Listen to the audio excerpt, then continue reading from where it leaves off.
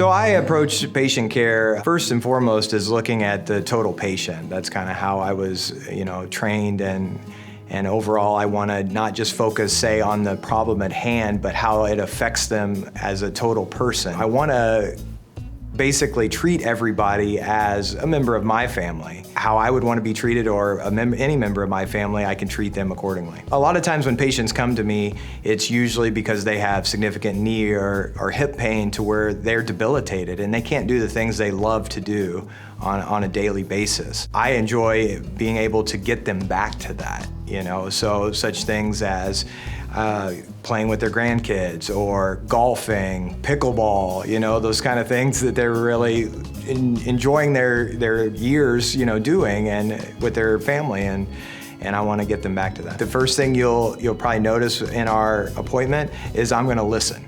I'm going to sit there and try to get to know you so that I can provide the most compassionate and excellent care that I can, and I hope that we can build a long-term relationship and go from there.